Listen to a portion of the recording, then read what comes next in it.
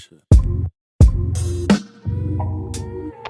What is going on, everybody? Welcome back to Sideline Summit. I'm Antonio Perez, joined as always by Danny Code, DC UPenn's finest, and Chris Culture, CB Culture Boy. We got another great episode for you guys today. The NBA playoffs have officially kicked off, so it is only right that we do Game 1 or Game 2 overreactions for every single series. At the time of this recording, we have only just gotten Game 2 out of the Lakers-Nuggets series, Knicks Sixer series, and the Magic and Cavs series. So tonight it's Bucks Pacers, it's Wolves Suns, and it's Clippers Mavs. So we won't necessarily have the reaction for those once they're out, but we will still talk about them.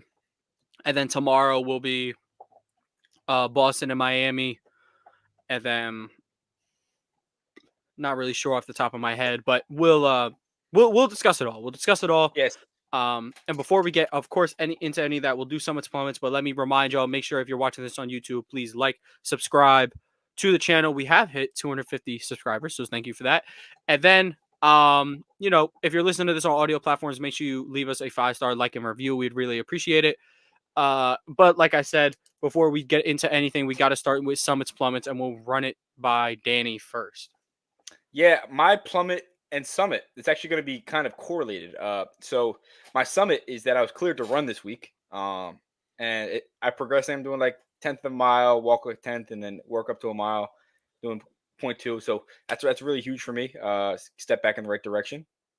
Should be cleared. I also was accepted to a Greek program, so I'll be in Greece for June 8th through the 23rd. What's wrong with you? What are you even doing? Like what are you doing in Greece? We're exploring. What do you mean? He's gonna come back and he's gonna embrace the heritage finally. Le Greek. But no, they said the Greek freak. I'm gonna become. Yeah, that's gonna be. I'm gonna become 7 foot tall. I'm gonna be running dunk. That's me. You're gonna become running dunk man. No, that's dope though. The plummet of the week is actually, ironically enough, the UPenn medical staff, because they cleared Embiid. If you don't know, UPenn medical staff did the surgery on Embiid, so they cleared Embiid to play, and he clearly is not healthy. So I don't know if they gave him the clearance and said, fuck it, I'm going to inject your knee with the horse steroids that Mahomes had, but they're not working the same way that Mahomes had them. But dude, it's getting crazy because Embiid tried to go run and block a fast break, and he's like hobbling, and it's not going to be.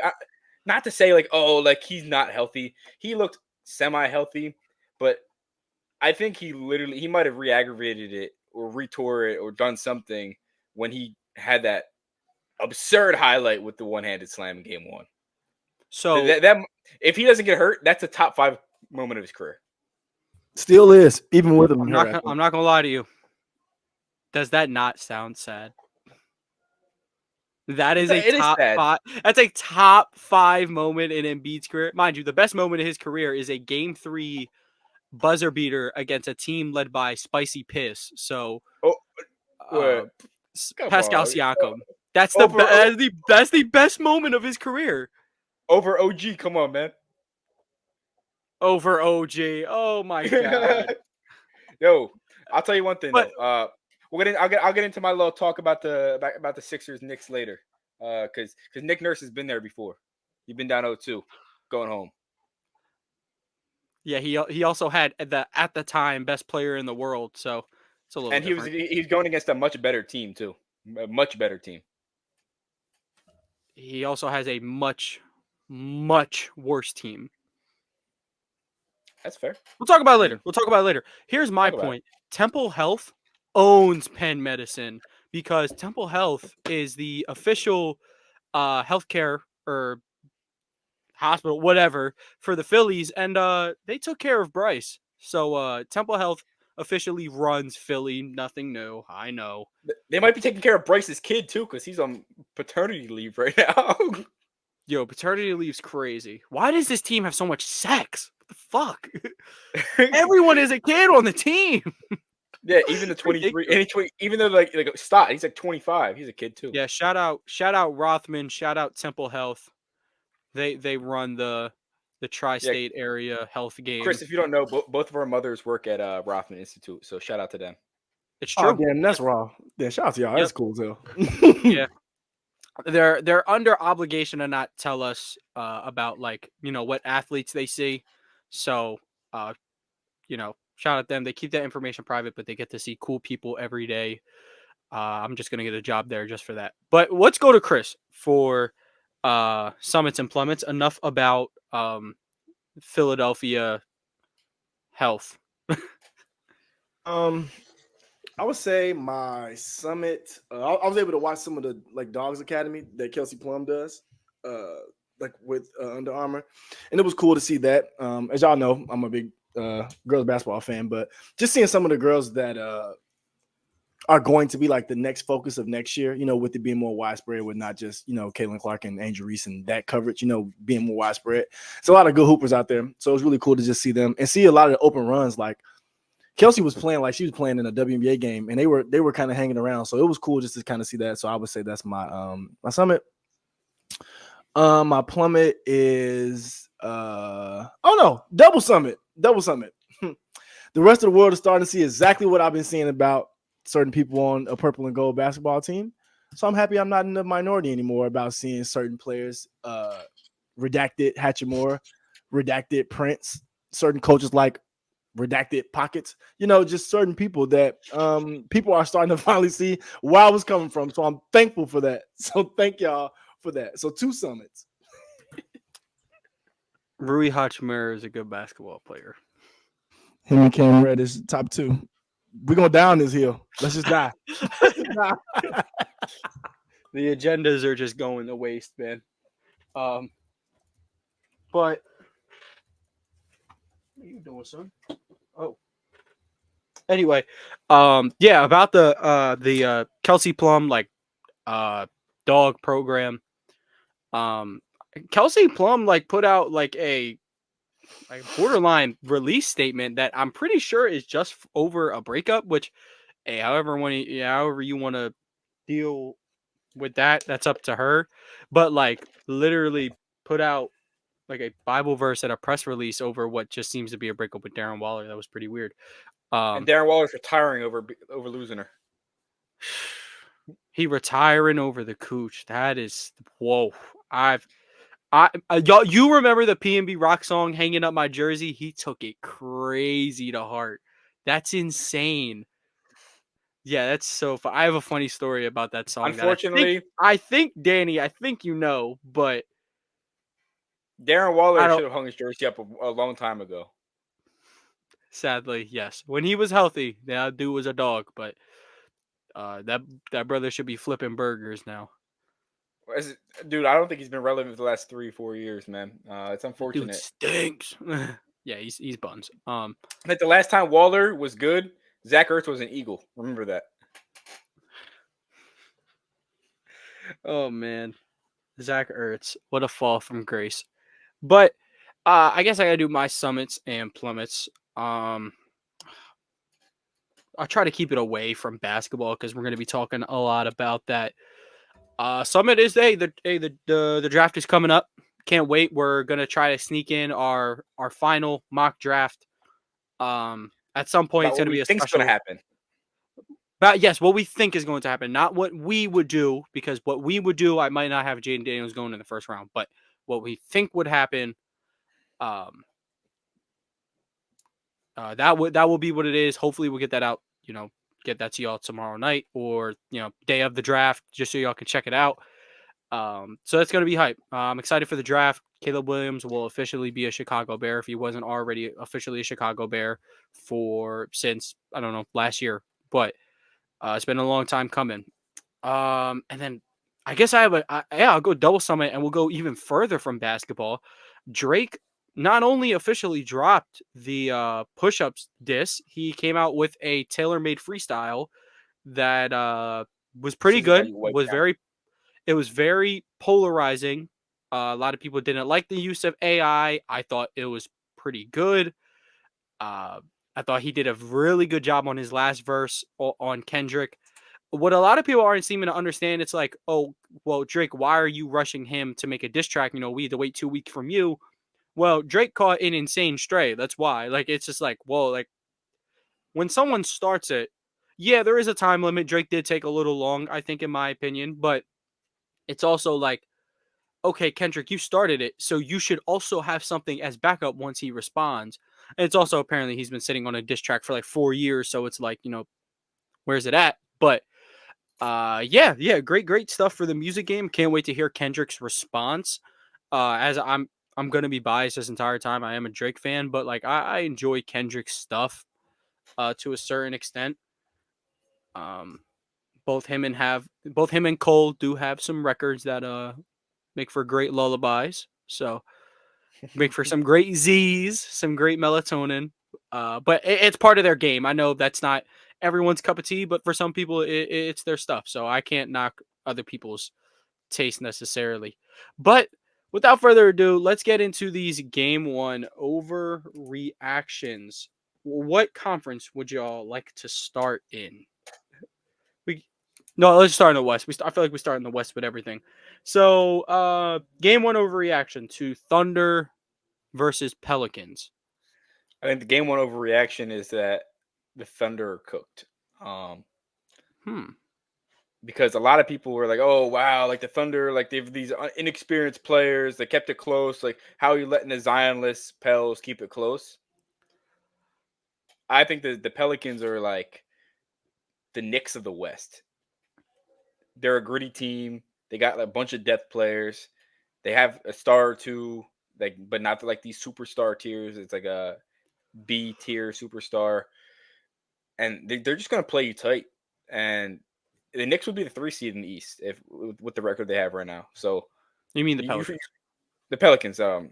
Sorry. But yeah, that's my take. I think that the Thunder have the series in clear control, and if Zion doesn't come back by game 4, they're cooked. You started this off by saying the Thunder are cooked. No, aren't cooked. Oh, aren't cooked. I'm sorry. Basically, say the overreaction is the Thunder are cooked. Oh, so you're debunking an overreaction, which I guess works. Yeah, okay. Which I guess that works. Okay. I got you on that one. Chris, what would your overreaction be to the game one between Thunder's Pelicans? Or Thunder and between the Thunder and the Pelicans? I kind of got two. The first one is that this series is going to be close. I don't think it is. Like, I think that was the first game, and they should have stole that one, like the Lakers should have stole theirs. And I don't think it's going to be a close. I think they're done in 5. But the biggest overreaction, I think, is that the Pelicans somehow need to not have Brandon Ingram on the team because of how good Herb Jones and Trey Murphy have been. I think they've been great. I really do. But there's no way. Do I not think that those 3 can't coexist with the Zion in a Zion world? I think that works. And I think the overreaction is that, with Herb Jones and the way Trey Murphy's playing, the way the other bench players are playing on the Pelicans, that maybe Brandon Ingram's expendable. If he's not expendable for a stretch big, which I don't think there's any available, then there's no point. So I think that's my overreaction, that the Pelicans are better without Brandon Ingram. I wanted to tweet something the other day, but I ended up doing it. But shout out Brandon Ingram. Really weird dude, does not look for the mismatch. Was trying to go right at Lou Dort. Wasn't very successful, but hey, I respect it. Carolina kid. He was talking about Jordan. Shoot over everybody. They told him. They tricked him. It ain't working. But it hasn't been working because the Dortcher chamber is alive and well, like always. I would get my overreaction to this first game was Chet, like, okay, no. Here's the overreaction. The Thunder have figured out the big position. Jalen Williams played great. Like he played great. He provided excellent minutes off the bench. And if he can be consistent like that with Chet's rim protection as the starter, they're going to go deep into the playoffs. Like, because if Jalen Williams is the source of their rebounding and he can space the floor at a consistent level, I don't know who's gonna be able to, I mean, the Nuggets obviously, but like outside of that, I don't know what team is gonna be able to cause them problems in the non-Chet minutes. So that's my game one overreaction. So like that's not true, but like it ran by my mind for a second. Uh, let's go to the 2 versus 7 series. The Denver Nuggets, Los Angeles Lakers. They have played 2 games, so we can start with Chris on this one. What is your game 1/game 2 overreactions to Lakers versus Nuggets? Oh man, so I got a bunch. No, but I think the main one is that somehow Reeves doesn't have to be effective because people were saying like Reeves played a good floor game and all this, and which Reeves did play a good floor game, but we're gonna need Reeves to score. And also, too, another overreaction that I think is that putting AD one-on-one on Jokic is just a problem. Now, I think AD and Bam are the 2 best defenders in the NBA by far. That's my personal opinion. There's not one person in the world who can guard Nikola Jokic. So if you're going to do that one-on-one, I think you have to be better prepared than they are right now. Because it's kind of like you get in that brain of like, oh, we got our stopper. We're just going to throw him on him. We're just going to see what happens. Like, I get the mindset, but no, not in this one. So I don't like that. So that's probably my biggest overreaction, that you can play Jokic one-on-one and it proves better for you. And I think that's one of the biggest deals because you can tell from 1 to 2, they changed up from how they guarded them. And yesterday, he still punished them in a different way. And then when it came down to having to get buckets one-on-one, he did so. So that's my reaction. Yeah, I would say the problem with, I guess it's because they like AD is so good that like I don't know. I guess the point of him guarding Jokic at this point is like, look, he's gonna do his thing anyway, but maybe like tire him out in some way because if you double him, he's going to find whoever's on the court. And that's my mindset. Like if the Celtics have to play them, is like, all right, we can go double big, and then Al Horford can like, you know, be aggressive with him, and then have Kristaps in the in the shadows lurking for the double team, protecting the rim.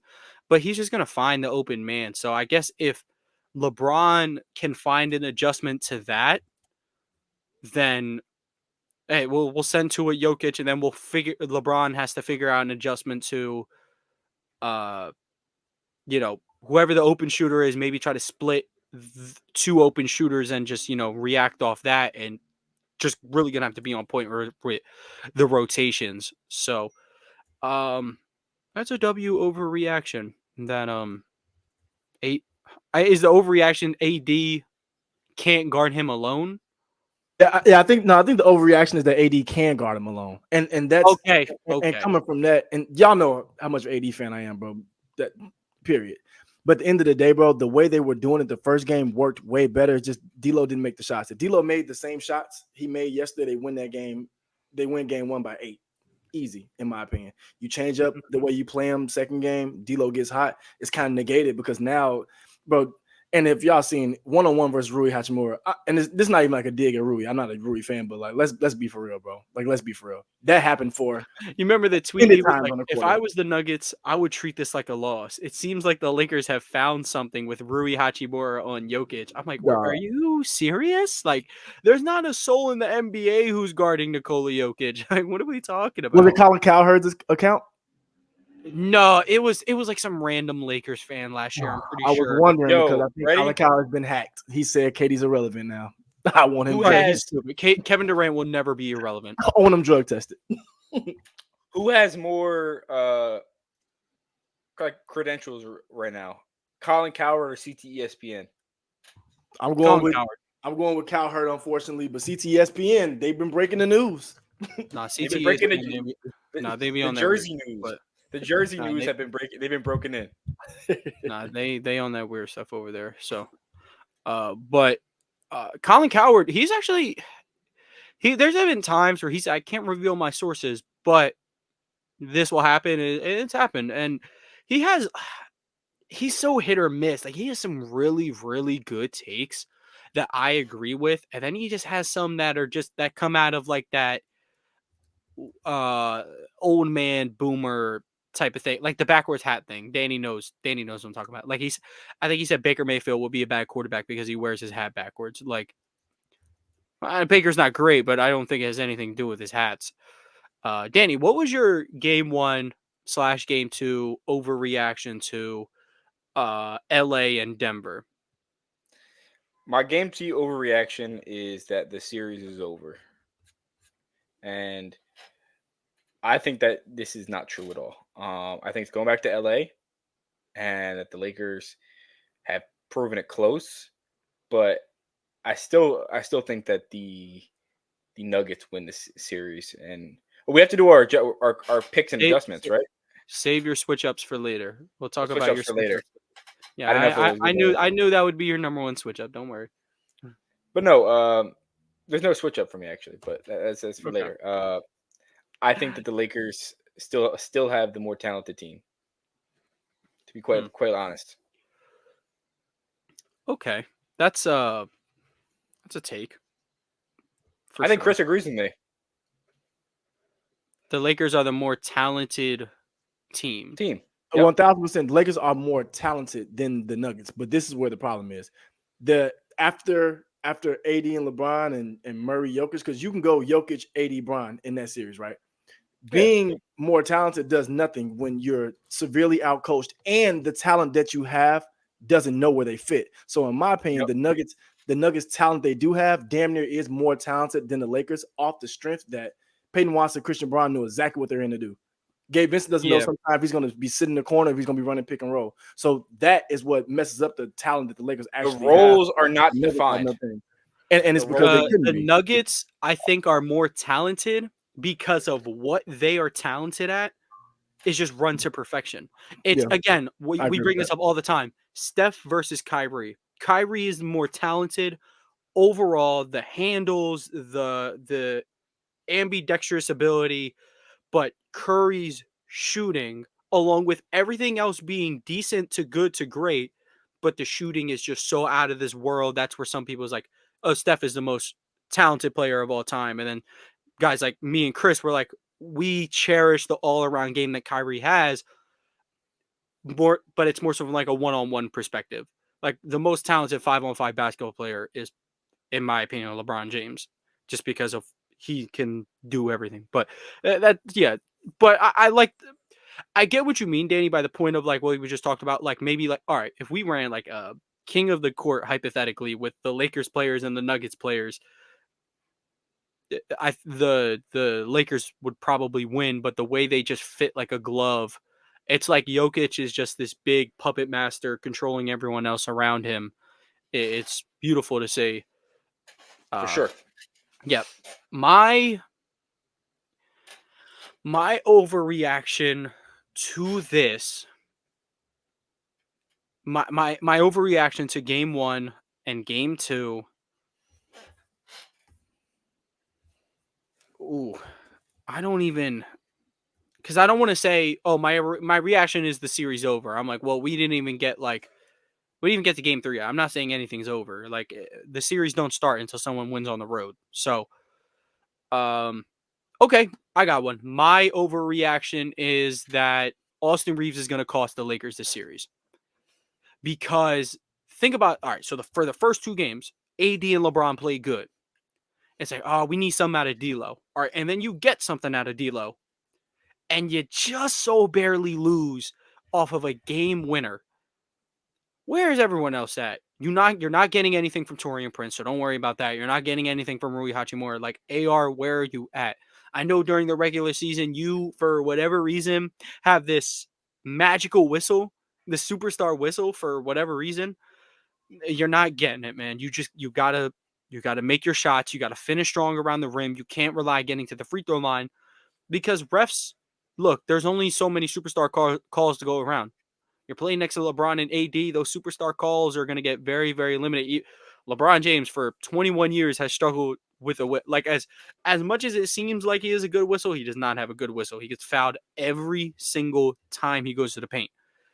If they can't call everything for him, they're not going to be calling a lot for you. So I think in game 3, D'Lo's got his if D'Lo, it seems like he has confidence. He's hit seven threes, was it? AD played a wonderful game. The fourth quarter was bad. He put up 1 shot, but you got a good AD game. You know what LeBron's going to do. D'Lo, hopefully he's got his confidence back. AR, just give us something. Give us a good 12 to 15 points. Defend how you've been defending it, and I think they'll be okay. But the overreaction right now, he just cost them this series with the inability to show up through these first 2 games. Let's move it on. Let's keep this train rolling. Suns versus Wolves. I would like to start with this one. They've only played 1 game. By the time this is out, they will have played game 2. But my game 1 overreaction from Suns Wolves is Devin Booker tricked y'all. And I mean that from like almost like a place of love. Before the season, I said this is the best shooting guard in basketball, probably second now to Shea, but second best shooting guard in basketball. The Wolves were like, no, we're going to put Jaden McDaniels. I know y'all got Kevin Durant, but we got Jaden McDaniels, and that was supposed to be the matchup. But they put Jaden McDaniels on Devin Booker, and they put Karl Anthony Towns on Kevin Durant, and y'all know how that went. But it's like, oh, Devin Booker, you're gonna cost them. And I know he had that insane 8-game run last year, but a lot of people tend to forget how like the last 2 games panned out in that series, or like 2 years ago, how that game 7 against the Mavericks panned out, or the last game against the Bucks, how that game panned out. It seems as if whenever you need him most, he vanishes. And the past, it's been ankle injuries. This game, it just seems like Jaden McDaniels clamped him up. So yeah, game 1 reaction, overreaction is that Devin Booker not built for it. That's look, I get it though. It's an overreaction. That's my dog. It's valid though. It's not wrong. It's valid. It's valid. Cost them if they don't step up. So, Giannis officially out for game 2 as well. Figured that with the big game 1 win that he wouldn't suit up until absolutely necessary. I like that for him. Yeah. Same. We can move on. Whoever wants to go first with this series, we got hella ballers in this series. We got Ant Edwards, we got KD. So someone's got to have an overreaction on this one. My overreaction is that Ant Edwards is going to carry the Timberwolves to a victory, and I'm taking the like a series victory. A series victory, and I think that's false. I think.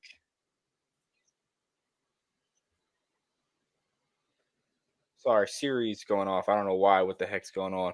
But anyway, what I think is that Ant Edwards is a great player. I think he can go toe to toe with KD when scoring, or Booker, whatever one you want to do.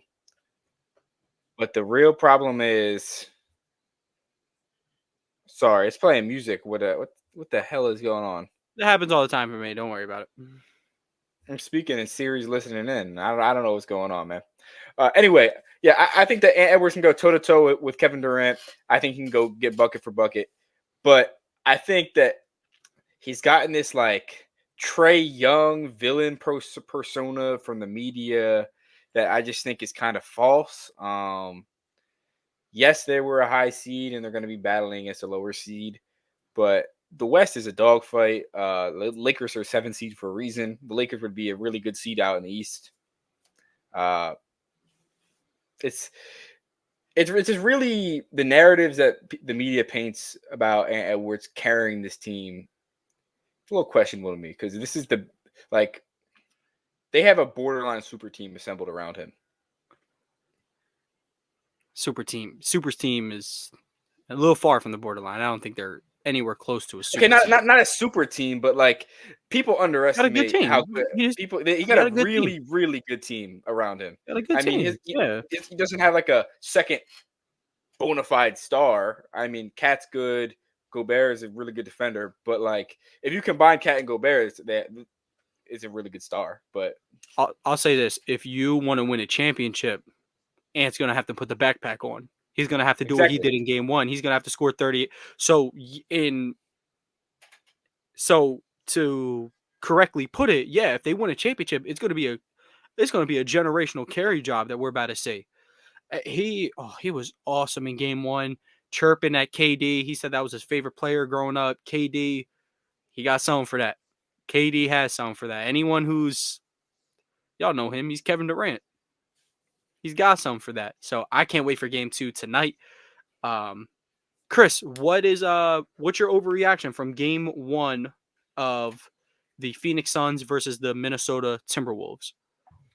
Before I even answer, I kind of want to raise to Danny's point. This is my question about super teams. They say you're a super team if you have 3 guys who are top 5 in their position, right? Technically, is Towns a top 5 power forward in your guys' eyes? It depends. See, that's the weird thing. You know who messed up power forwards? The Boston Celtics. Is Jason Tatum a power forward? Right, that's what I'm saying. And that's my question. Tatum's a power forward. He is the second best power forward in the league. Yeah, Giannis, JT, then. See what I'm saying? I think it's and then Cat. I think it's in there. No, I think it's in there. And I don't love Rudy Gobert, but for what he does on defense, he may be a top 5 center, possibly. I think he's a top 5 center off his defense alone. His right, defense is incredible. So possibly. Embiid, Jokic, Bam. Jokic, Embiid. Let's fix that real quick. Is AD a center? AD, Bam. I'm fine with putting Gobert at 5. It's him or Sabonis, and I think then Victor. Sabonis is not 5. Sabonis is closer to 10 and 5. Victor, stop, dude. Just stop. Get the hate out of your heart, dog. Sabonis is 5 or 6. His ability to play make and score on the offensive end puts him up there. But the reason why I would put Gobert over him is because, like, you can't really expose Gobert's offense in the playoffs. And the only time you were able to expose him defensively is because no one else was around him. But because what'd you say? Sabonis is the only reason because Terrence Mann got hot, really. That's the only thing. Exactly. Everyone that's the only thing that people come at Gobert for in the playoffs. Yeah. This next best defender was Royce O'Neal, maybe. Bogdanovich, Royce O'Neal, like. But yeah, I'm with y'all on that. But yeah, that's my thing with that. But yeah, so the overreaction to this is, I think Tony, you kind of mentioned a little bit. People forgot who Kevin Durant is. Like I love Wemby too, but there was a 7-footer first who could do everything that scared the crap out of everybody. Now, yes, Wemby 7'75", but the difference is Kevin Durant was first. I love Jaden McDaniels as a defender. I like what the Wolves are doing. Let's not forget who that man is. And I think tonight, KD, but we got Jaden McDaniels. Tonight's going to be the reminder that I don't give a fuck who you got. Jalen McDaniels. This is not going to be over in 5. Jaden Daniels. I don't care who you got. So I think that's the overreaction, that it's like KD just going to kind of lay down because and Aaron's kind of talked that trash. And like, somebody says the changing of the guard. I've seen some crazy stuff. So I'm hoping Kevin Durant comes out tonight, reminds everyone else the same thing he reminded the Clippers of. And when he told them gracefully, I could shoot over everybody and shoot about 45%. But I want to get better shots. I want to see KD tonight go out and show I can shoot over everybody and shoot 60%. So that's my overreaction, that people forgot who Kevin Durant was. That's my overreaction. So we're going to have a combination of Devin Booker's going to step up. KD going to show everybody who he is. But Ant's also about to put on a masterclass. This is about to be a banger. Take everybody's over. Taking it over. Yeah, but okay. So one thing before we move on, Danny, I'm just gonna have an agenda out for Sabonis at this point. You will not keep disrespecting my points, rebounds, assists king. Have it against me too. Y'all are not gonna attack my PRA king. He has saved many parlays over the year. And let me tell you this, Tom. You ready? I'm gonna say who 16 points do you think is worse? Who 16 points you think is worse? Is it Gobert's 16 or the Sabonis 16.9 that he averaged in the playoffs where they struggle? Which one's worse? Because here's the thing. But this is why I have Gobert over so Gobert's 16 points in the playoffs is better. But my reason for that is because who's drawing up plays for Rudy Gobert? A lot of his points are off lobs, off putback, like off mismatch on the post. Low key. Sabonis' 16 points are like hard earned, like designed for him to score, and he still can't do it. That's why it's a little different between them two. To say that Sabonis is closer to 10 than 5 is ridiculous. I think he's like 7 or 6 or 7. That's 6 or 7. Yeah, I have Wemby 5. I can't have Wemby's 5. That's why. I know it sounds crazy. Okay, 7. We'll go 7. We'll go 7. Sounds crazy, but I have Wemby 5. Wemby really top 4. But I had comp. Wemby, Joel Jokic. Joel AD. Sorry. I'm comparing the Phoenix Suns to the Seattle Seahawks. And the reason I say that, no. The reason I say this, right? So like, their third option, Bradley Beal, doesn't get enough touches. And that he reminds me of what JSN kind of would for the Seahawks, or like Tyler Lockett. Like they don't have the ball. They don't give enough. You don't have the ball enough to just spread around to all the talent that they have. First of all, if that makes sense. I see where you're going. 'Cause here's the thing with the Seahawks, the JSN is like clearly better than like the two people. The reason, okay, JSN does need the ball. While we're on the topic, yes, he needs the ball because the two people ahead of him probably are not better than him if JSN is the number one. But over in Phoenix, the people who are getting touches over Beal, 100% the touches over Beal. We're talking about Devin Booker, and then like a top 13 player to ever play the game, who's still not at the peak of his powers, but like he's Kevin Durant. I love that. That's my reasoning for everything with him. He's Kevin Durant. But yeah, still hate him for leaving Russ. Boy, get that hate out your heart, man. KD hate in 2024. That's like the cool uncle, bro. We can't do that. We can't be hating on the cool uncle. His next chapter in Philly, though. Come on.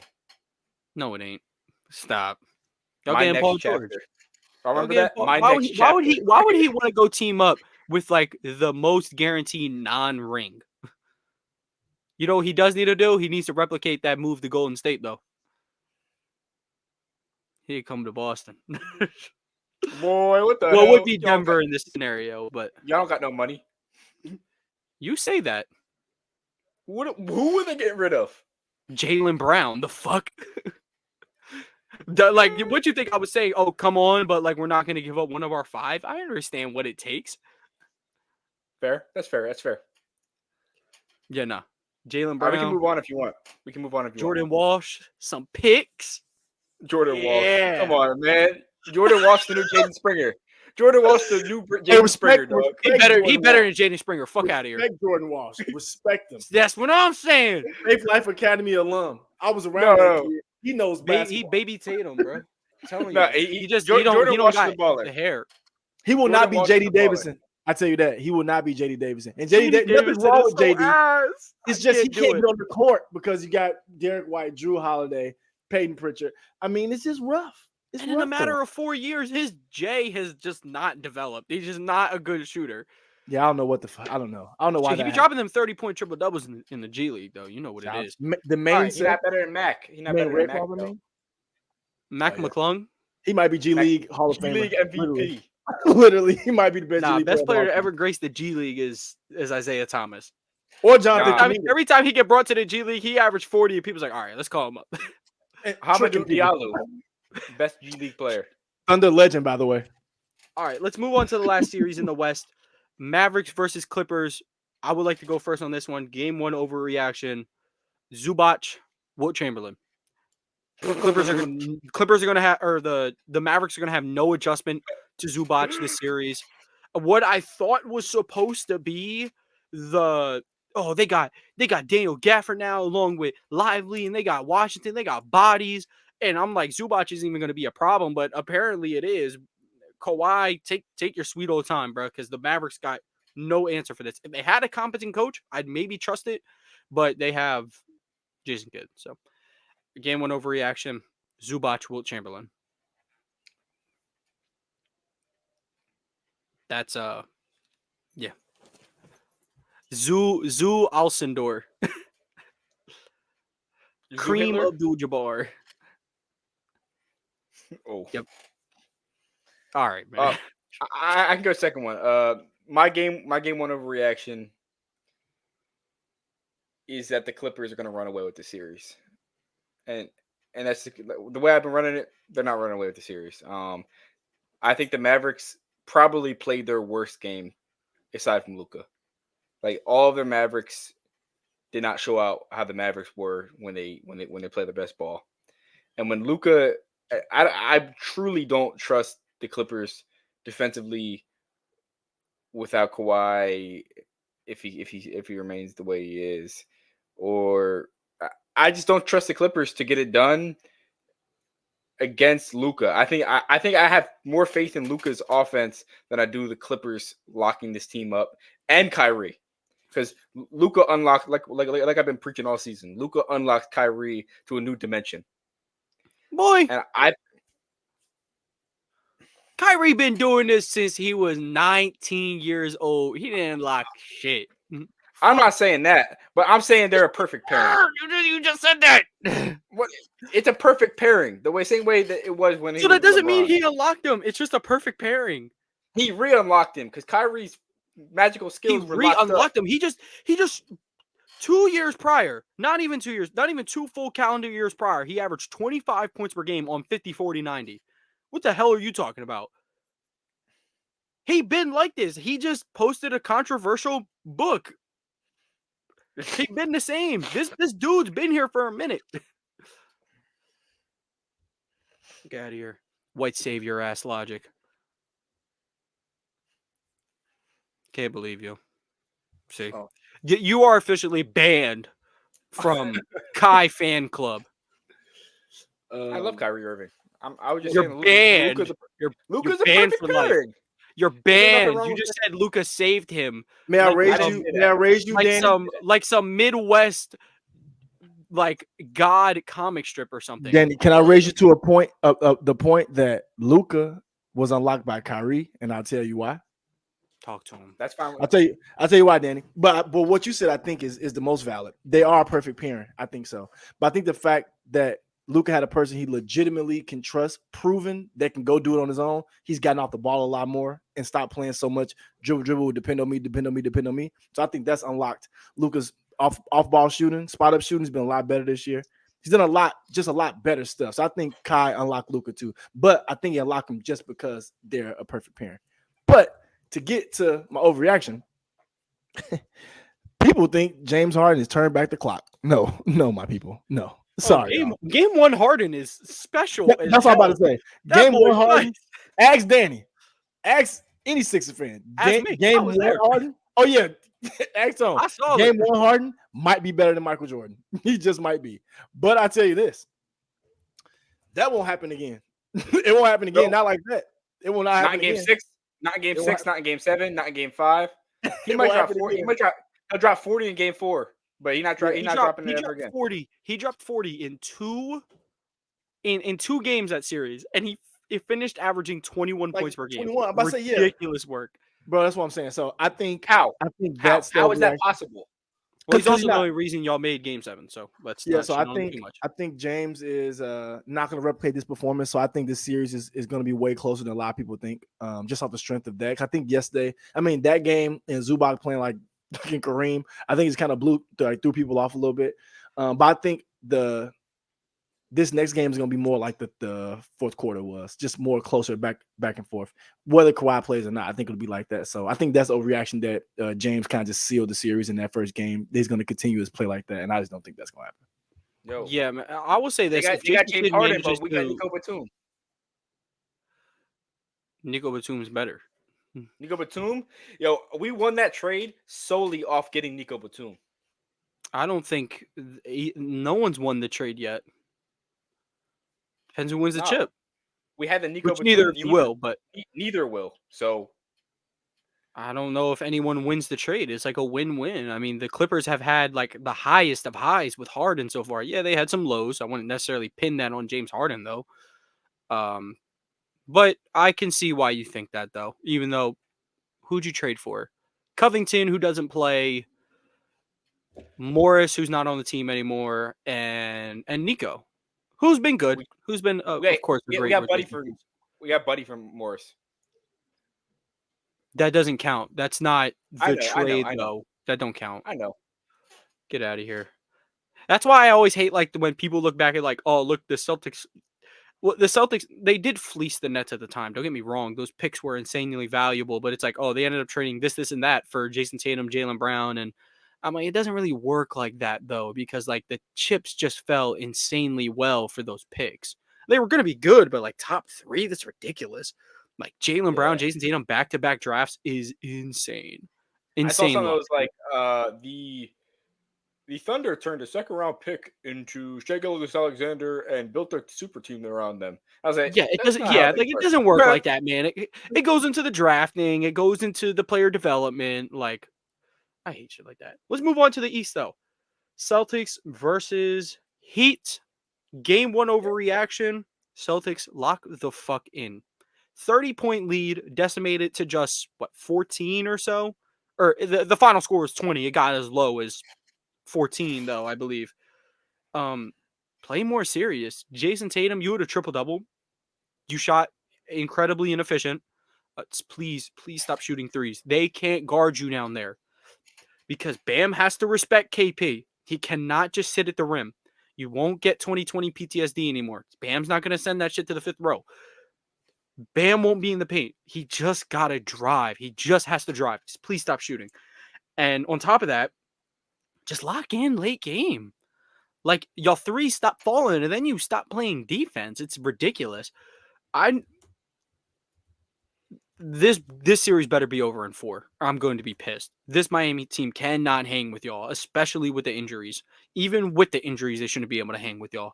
It's incredibly disappointing. I also wanted to point out that dirty move that Caleb Martin did on Tatum is obviously an accident, and I don't understand why both fan bases just can't get over it.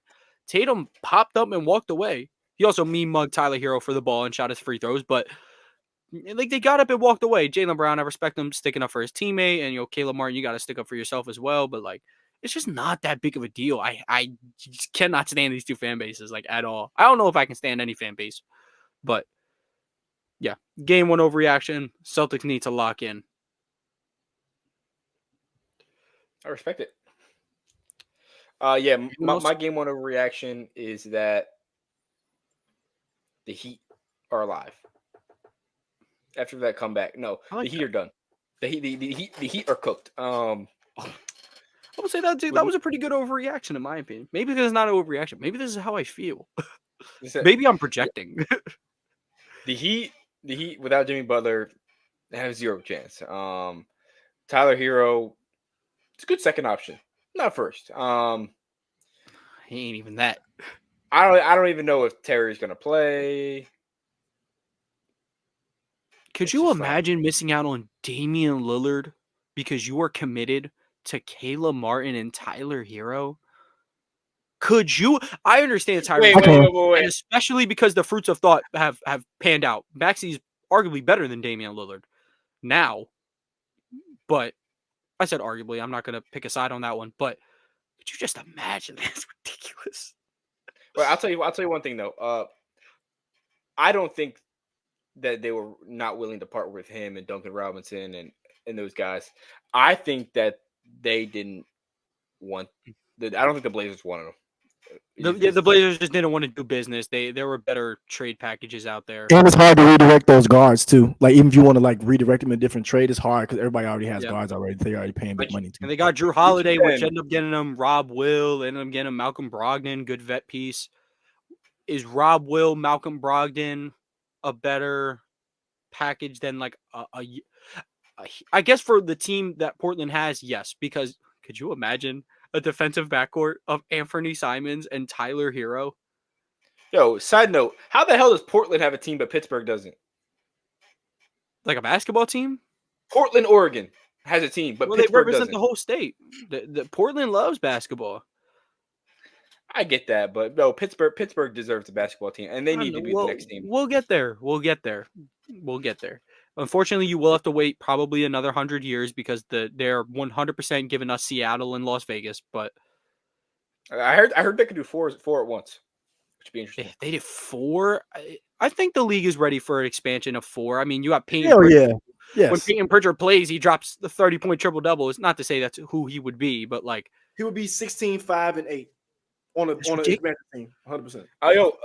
With the right amount of wins, that's an all-star. Peyton Pritchard, Peyton Watson, people like that, random role players that they were 7. One day we'll do a role player draft and see if it can win a championship. I saw something. A Kenny Beecham 2K challenge.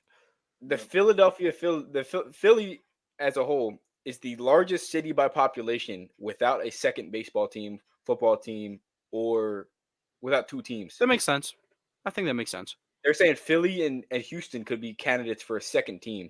And with the Athletics going up for sale, they said that an owner like Jeffrey Lurie, who's worth $6 billion, could go and try to add a team in the suburbs of Philly.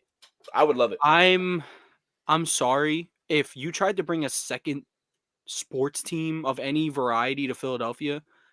I think they would be hated. I think they would get ran out of the city. They might. Yeah, I know. But Like, I because think they're automatically rivals with the Sixers. And it's like, well, is that I don't know. true? Maybe people are looking for a reason to get away from the Sixers. But like the Eagles, No, I think people no. just adopt I them. dare I think someone to try to take this city from the Eagles. no, that's not what happened. I think people would just be like, "Oh, this is our B tier team. This is our second team we root for." Like, you know, in New York, a split. I think Philly would just be like, "We fuck with you, but we also like them better." Maybe I could see it. Maybe it would be interesting, but I don't want to see it to the point I made. But if it were to work out your way, that would be cool. That would be pretty cool. Yeah.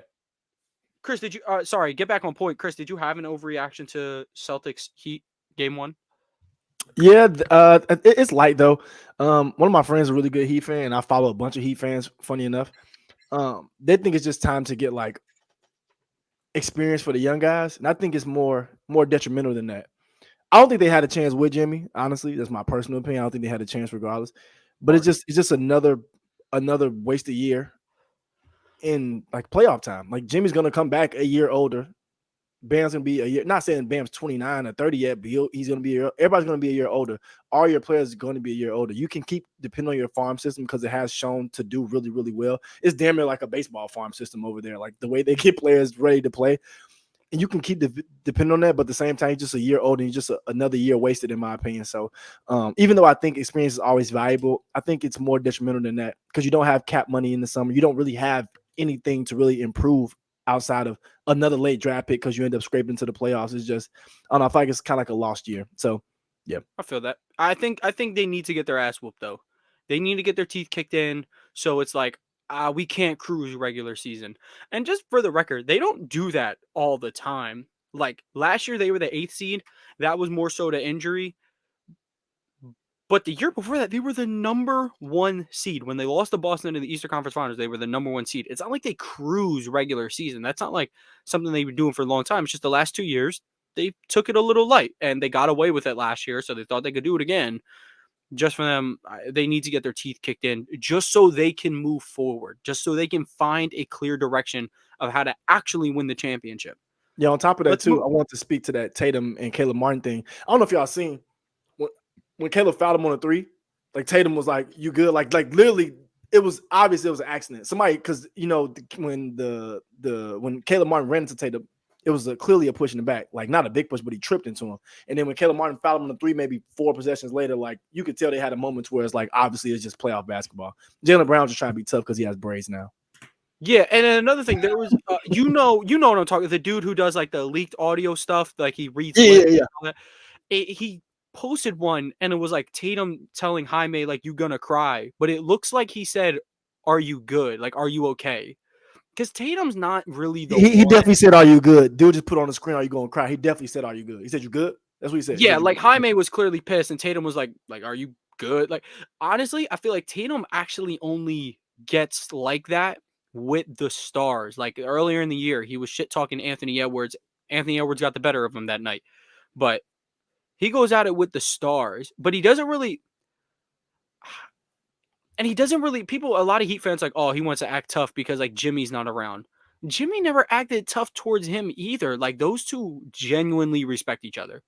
Like they may not be friends, but like they've been the head honchos of every single team when they faced up. Like I truly enjoy that matchup between them two.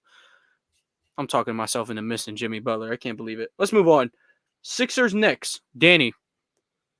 The report just came out. NBA L2M confirms foul on Maxey and that they should have been granted a timeout before the crucial turnover. Breaking news as we speak. That's not breaking news. We knew that was going to happen. We knew it was going to happen. I'm not going to speak to that, actually. I'm going to speak to how the fact that my game 1 overreaction is not an overreaction. Game 1. It could be game 1 and game 2. I'm going to go game 2 overreaction. Is that the Knicks are going to like win the series in 5. And I think the Philadelphia 76ers, unbiasedly, I'm not trying to take any bias into this. We are a better team at home. We saw that against the Celtics last year. We saw that against all teams. A lot of the Philly teams just play flat out better at home. We have a better crowd. We have a really good crowd. I mean, Nick Nurse can do this at home. He can. You saw that when this in 2019 when he was a coach of the Raptors, came back and down 0-2 against the Bucks and won 4-2. I'm not saying that. I'm not saying they're going to win 4-2. I think the Philly can win both in Philly, go back to the Garden and lose, win in Philly again, and go back up to the Garden for a Game 7 where it's anyone's game. Okay. And I'm not even going to blame the refs. I'm not saying it should be 1-1 right now. It should be 1-1. But Embiid has a lot to do. The offense runs through Embiid and Maxey, and these players were a beneficiary on the court. Tobias Harris, Batum, Buddy Hield, you all have to step up. If you're going to be a winning basketball program, these role players need to be better. Because right now, they're just not good enough. Well, okay. I want to get to your one point about the Nick Nurse has been here before. A lot of things different with this. Nick Nurse made no adjustment in that series. The adjustment was Kawhi said, "I'm going to go lock Giannis's ass up," and he did that. Not maybe not numbers wise, but like inefficient wise, he made it as hard as it could possibly be while going insanely nuclear. Like, if you were to show someone what did peak healthy Kawhi look like, you show them 2019, 2020 Kawhi, or 2018, 2019 Kawhi. There we go. Yeah. But yeah, it's just like, not to say Nick Nurse obviously deserves some credit. He approved the switch, but I don't know what more you could really do differently. I mean, yeah, you get an unlucky call at the end, not even a flat out wrong call, but you also blow a 10-point lead, and then Joel Embiid in these 2 fourth quarters. I don't know if maybe it's just his legs can't hold up that long, which I wouldn't be surprised. Dude. Like he shouldn't be out there. He should not be out there. So I think the problem is I experience it right now. My legs are fatiguing so fast because I haven't used them so long. I haven't used my quad muscles so long. And when you have an ACL or meniscus surgery, he just had meniscus. You can't use your quads for so long. You can't walk. You have to stay off your legs. That your legs just fatigue so fast. And I still think he's building up. I mean, I think he'd get better as the playoffs went on. But I don't think the Sixers have the light of day to wait for him to get better. I mean, they're just not going to win a series without Joel Embiid out there. I think that's their logic. Okay. Well, my point with Embiid is that he's settling too much in the fourth quarter, and it's resulting in just bad basketball in the fourth quarter. He's not playing good in the fourth. Tyrese Maxey, love him. He's not explosive. Maxey, he's a star. I wouldn't trade him for a single player in the planet right now. Yeah, certainly an opinion, certainly an overreaction. Lots of guys I trade him for. But that leads to my game 1, game 2 overreaction is that Tyrese Maxey is the best player on the Sixers. This year. I'm hearing it. That's not really, I won't even say it's overreaction. He's been the best player on the team for this series. I guess a more fitting overreaction would be Knicks and foe, because 2 bad Brunson games and you couldn't win either of them. Brunson's you had a double-digit lead. You had a double-digit lead in both games, actually, at one point, and you still couldn't win. So imagine when Brunson starts getting it going. And to be honest, they're everywhere is home to these dudes. Like, they're a good road team, they're a good home team. Like, it just does not matter. Like, any building, any place for this Knicks squad. Side note, Danny sent me a tweet that was absolutely elite. Villanova basketball, like their Twitter account, posted Jalen Brunson, Dante DiVincenzo, Josh Hart's highlights, and yeah, that's your dudes, but they're also playing the Sixers. So the guy was like, and again, Danny sent me this tweet. The guy said, he's like, if you needed any more proof that Villanova is not a Philadelphia school, here it is. Hear them supporting the team facing and look, we knew this. And a lot of people are like, well, that doesn't hold much weight nowadays. I'm like, well, it means something to me. So let's keep it Drexel, St. Joe's, UPenn, Temple, LaSalle. and scoot that little Lower Marion school off to the side. Yeah, that mainline That's school. where they're really at. That's where they're really at. They're in the main line. They're in the main line. Keep it real. Yeah, get these dudes out of here. Them dudes need to be flipping burgers. Chris, I need to hear your opinion on Embiid. And burger, as Tony would say. And Yeah, burger. man. Yeah, I don't know. I don't even know where I got that from. Bro, let me tell y'all. This is how I feel about Embiid. And I feel bad for him because I played with a guy like Embiid before, where dudes like who's always hurt, but when they're right and they're like one of the best players. But it's like he's caught in between trying to prove he can play through pain, trying to prove this and that. Bro, you got shit to prove to nobody, bro. Work on your body. I could see if Joel Embiid was 34. Now he is older, injury-wise, body-wise. I get that. But, bro, you have another year. You have cap space this summer. You don't want to smoke that knee in this playoff series where you're not – even if they were to beat the Knicks, they in no way, shape, or form are going to win the championship. So, in my opinion, you sit them. I know it sucks as a Philly fan because Philly wants to win, period. Football, baseball, basketball, I don't give a fuck what sport it is. They want to win, and I get that. But if you want to win long term, you see what Maxey is. You see what he's blossoming into. You have cap space. You have reigning MVP right now on your team. Let him be right or as close to right as possible. Get together and try to do this run next year when they're post 31. That's my opinion on it. So my overreaction is that playing Embiid makes sense because it doesn't. To me, in my opinion, I just don't see a world where even if they were to beat the Knicks, that they go and beat the Celtics when it's time to beat the Celtics, or even if they were to, by God's grace, beat the Celtics, beat the Nuggets. I just don't see it happening. So at the end of the day, I just feel like you protect your star from himself. Period. You rule him out. You give him a bogus injury. Say it's something torn that it's not. Whatever the case may be, you protect him from the fan critics and everything else. Because Wouldn't even be bogus. Literally, I think it's really fucked up. So, in my opinion, as the Sixers, I feel like you protect your star. You protect your organization as a whole moving forward. You already have Nick Nurse in place first year. I say you just running back with cap space next year and try to see what you can do. You know that. Yeah, what's up with Philadelphia? Go ahead, Danny. We got our best. Every team got their best player playing through an injury.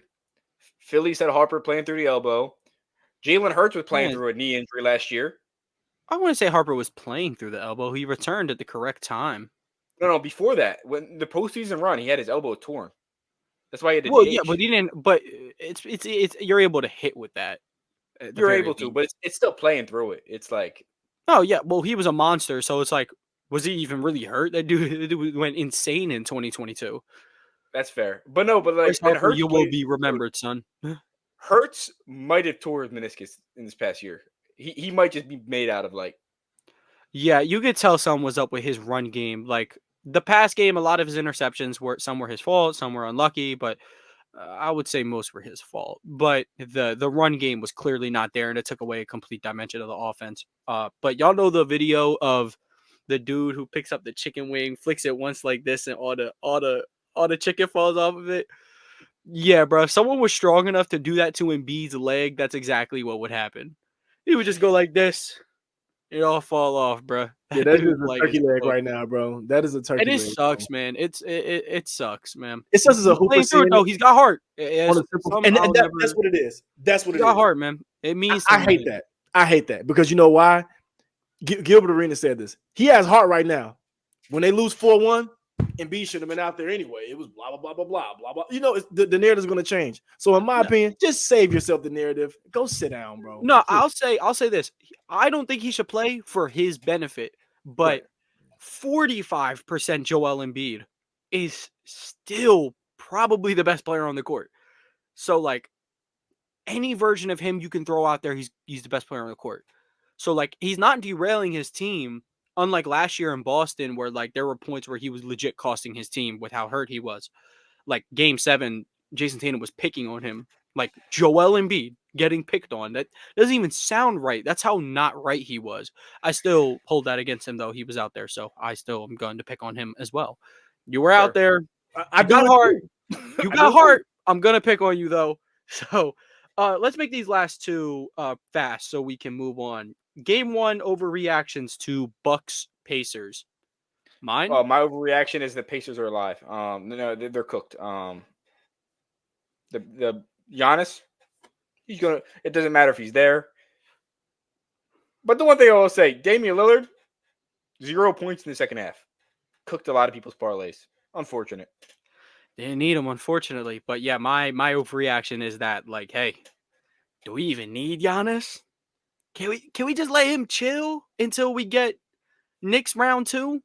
Yeah, I'm with that. Or miraculously the Sixers in round 2? Like, That would be a good series, man. You can take care of these dudes. Bobby Portis, give him hell, my man. Bobby That'd be Portis a good with series. Giannis out is a fucking threat. Like, Bobby dog, Portis the is- mismatch on the post is disgusting work. Bro, if He he looks was like he does 3 inches cocaine. taller, he'd start. They just have to have Brook Lopez down there for rim protection. You have to. Bobby Portis. Take Bobby off the bench is a big help, though. Yeah, 100%. Already? 100%. I'm gonna tell you this. My biggest overreaction though, Halliburton is still Halliburton's still an all-star. He's not. The Well, way he's played for a long time, the last 10 games has proven that the Pacers do he just hasn't played good down the stretch. And you got the to hammy. be It's cooked. yeah, man. Hey, but you're out there. That's the thing. But you are playing, so I gotta critique you. Sit out. If you're hurt, sit out. No, I think if you're hurt, if as long as you're not dead, like killing your team, like costing your team, hey, you're all right. If this is what you want to do, man to man, I can't say nothing. But like, I want to say he's costing his team. He's still running his offense super effectively, but I'm pretty sure he put up like 5 shots last game. That is unacceptable. You are the best scorer on this team. You are also the best playmaker, but you're also the best scorer. So, I mean, we've seen a player that's the best playmaker, an average scorer, really good defense. We've seen that player play for the Sixers before, and he stopped taking shots and he stopped losing his confidence for the Sixers. And then now he has had a mysterious injury and drops a hoop mixtape every summer. Ben would have been special, man. I remember the days where I was saying you should trade Embiid because it's more ideal to bring the build around the versatile point forward. I was there. I was in those conversations. Yo, I was remember LeBron? We were in the LeBron? trenches. I'm a LeBron guy, so obviously I was saying, get the beads out of there. He's Chris. anyway. This is Yo. yeah, bro. I was leading that Swear to conversation. God. Swear to Leading. God. I was leading it. I remember the LeBron getting traded for Ben rumors. Oh. Or I LeBron remember that getting too. traded to play with Ben or to sign and Yeah, play yeah. with Ben. Yeah, I A seen lot that. of Sixers fans were like, "Oh, well, LeBron used to not have a jumper." I'm like, "Well, at least LeBron had he wasn't on ground zero. He had something." But all right, Chris, did you have an overreaction to Pacers Bucks? Not really. None that y'all didn't say already. So I just moved to the Okay, next one. and then last one. Any overreactions to Magic Cavs? Mine is, I knew it would be. Okay. Here's my. This is not even an overreaction. This is a fact. The worst case scenario is happening. Cavs are hitting their threes. Magic can't put points on the board. No one else can seem to create their own shot right now. That's not named Paulo Banchero. So, yeah. Yeah, I think the team with the better score is winning so far. That is quite the perception. Here. Let's move on to our switch ups. So essentially the way I brought this up because I'm gonna be giving us points for our playoff predictions. If you get the winning team right, it's 2. If you get the games right, additional 2. If you get the game within 1, you get 1. So as y'all can pick one series where you can change your winner or outcome. No, let's put it. You have one series where you can change the winner, and you have one series where you can change the number of games. On So each I'll go. conference? I'll go first just to give y'all an example. So I originally had Cavs in 7. For this one, I'm gonna keep Cavs. I'm gonna go Cavs in 5 because this is just way out of control. They're shooting the lights out. Evan Mobley and Jared Allen could not be more perfect for Paulo Banchero's play style and the way that the Magic play. And Jalen Suggs got hurt. Yeah, I'm gonna change that from a Cavs in 7 to a Cavs in 5, and then changing my winner. I really wanted to actually change Knicks in 7 to Knicks in 5, but like this Cavs Magic series is so gross. Like, it's not even funny. As for changing my winner, there's not too many I'm not confident in. I want to go to. I'm going to change it from Suns in 6 to Wolves in 6. I liked what Chris Finch brought to the table in game 1 from a defensive standpoint, basically saying, KD, it's on you, my man. Figure it out. And it's kind of not KD's thing to be overly like, he's a good playmaker at this point in his career, but it's not his thing to be like running the show like LeBron, getting people open. Like, that's not his thing. So, man, there's a lot of these I want to change. Like, I wanted to change Celtics in 6 to Celtics in 4, but I like to stay away from my own team for things like that. I wanted to change the Knicks one. I like my Bucks in 5. I like my Nuggets in 6. Hopefully, Thunder in 5 still looks pretty good. So, yeah, those are the two that I gotta switch up. This might be the real overreactions, but hey, I'm switching up. I'm switching up. I'm gonna start with the team. The team that I'm switching up is I'm switching up from Lakers in 7 to the Nuggets in 5. Okay. It's unfortunate. I watched both games. What's it like 8 straight, 9 straight that the Nuggets have won against the Lakers? It's like 10 straight, my man.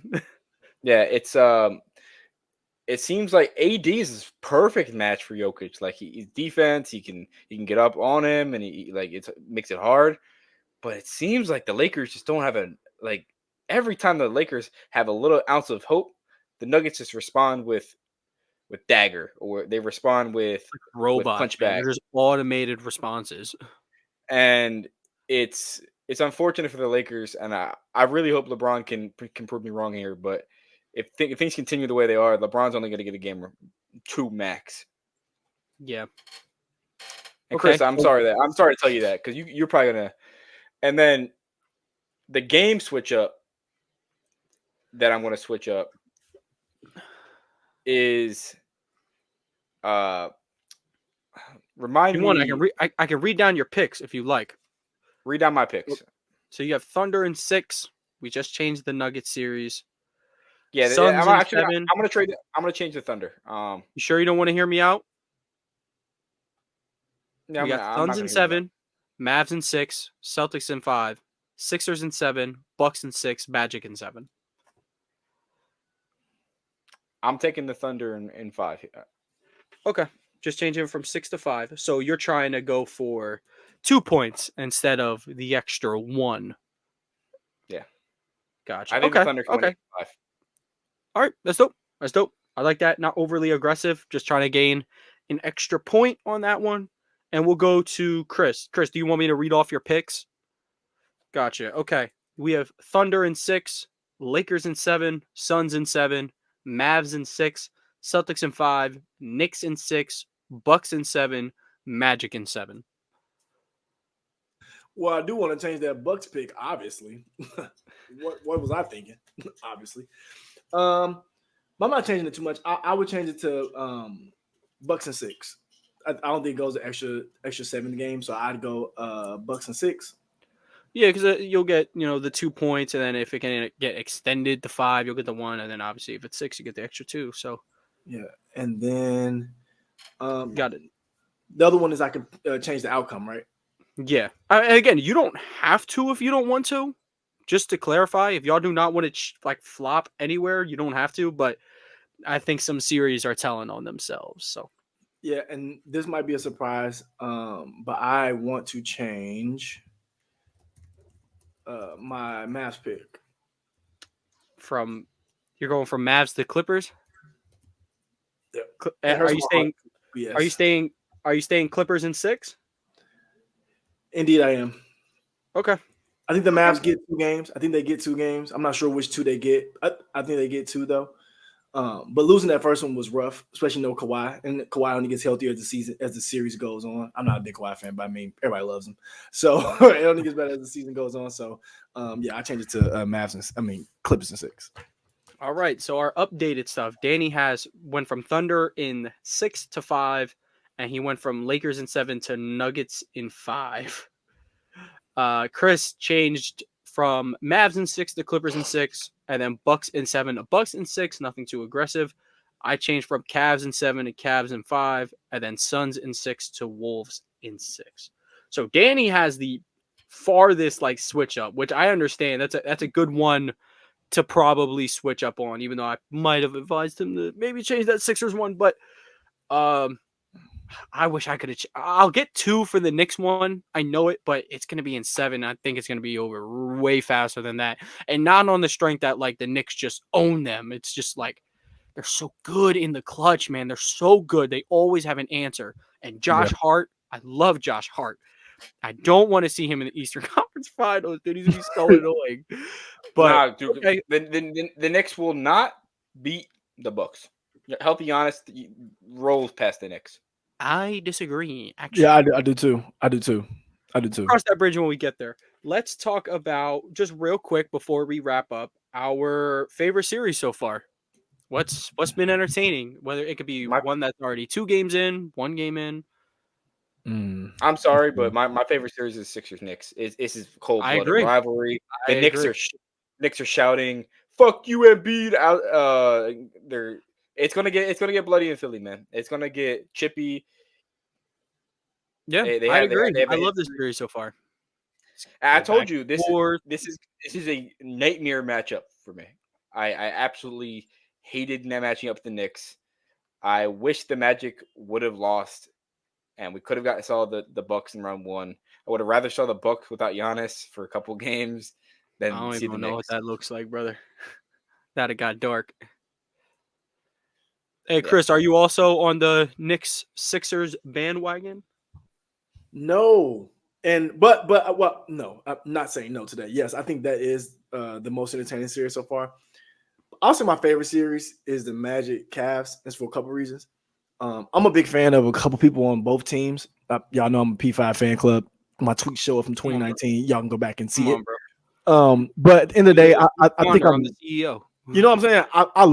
I love watching these growing pains for both sides. You know, I like watching Paolo struggle to figure out how to be effective in the playoffs when the rest of your team can't create a shot, and they're really focusing in on you with a lot of length at the rim and everything else.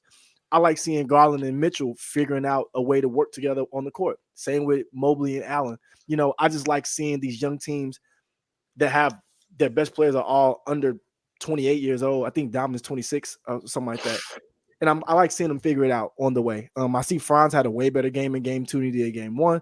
It's just cool to see that. So I say it's my favorite series, watching these young teams kind of battle it out and figure out themselves, and then also kind of see what they may need to upgrade in the offseason. So, yeah, especially with the Magic. Magic need a volume scorer, volume shooter, and it's showing in the playoffs. So I think that's been pretty cool. So I say it's my favorite. Hell yeah. Man, it seems like things are working out over there. Especially, that's the thing. A lot of people are more so worried about how will Mobley and Allen fit. I'm just worried about how Garland and Mitchell is fit, because from what it looks like, it just looks like Garland's growth has been completely stunted with Mitchell there. But I think there's hope. I don't think they've even logged enough minutes together with how hurt the two have been. So, yeah. Just real quick on top of it's like just real quick. Does anyone have a most disappointing series? Yep. Do I have to? Should I ask again, or yeah? What's been your most disappointing series? It's not the Lakers Nuggets. It's not them. Oh, not the Lakers Nuggets. That's what I thought it was. Honestly, it's been Celtics Heat, and only been 1 game. The only reason why I've been disappointed, it just sucks that we gotta hear another year of if Jimmy was there, or if so and so wasn't hurt, or this and that. We didn't get a chance to see them go head up. That's the only reason why I say that. It's hilarious. In 2022, I think the only serious injury that they had was Tyler Hero, and dog, if y'all had Tyler Hero, we'd have got y'all out of there way faster. Or last year, where it's like, oh, again, we beat y'all without Tyler Hero. I'm like, if y'all had Tyler Hero, you weren't beating the Bucks, so don't worry about that. The dude was going to take all of Jimmy's shots. That's one of the few things I don't like about one of the many things I don't like about Jimmy. But in one of the few things of his play style, it's that he's not aggressive enough for a dude who has like a very loud personality. It's like, take more shots. You can score with the best of them. We've seen it. Only persons who ever outscore, out-rebound, out-assist LeBron James in a finals game. Only person ever. And it was in a barely winning effort, and you end up losing the next game, and you spoiled Mamba jerseys, but I don't know. Just quick rant on Mr. Butler. Danny, you have a most disappointing series? I don't know, man. I think every series has been pretty good so far. That's fair. I would say mine's been Magic Cavs. I think Heat Celtics is pretty disappointing. I think it's going to be overall disappointing. Yeah, I would say I'm disappointed. The Celtics only won by 20. Freaking suck. Saw a stat today. In 42 of the 83 games they've played so far this year, they've held a 20-point lead. Sounds about right. They have more 30-point leads than 10-point deficits. That's some like 90s bullshit right there. These motherfuckers better win. I'm gonna be so pissed. But I would say that's all from us today. Again, just a reminder to leave a like, subscribe to the channel. If you're watching this on or listening to this on audio platforms, make sure you leave a 5-star like and review. Y'all got anything to say before we get on out of here? Nope. All right, from AP New Freezer, Culture by Migos, DC Comics. Thank you guys so much for tuning in. Enjoy playoff basketball, and we'll catch y'all next week. Stay hoop.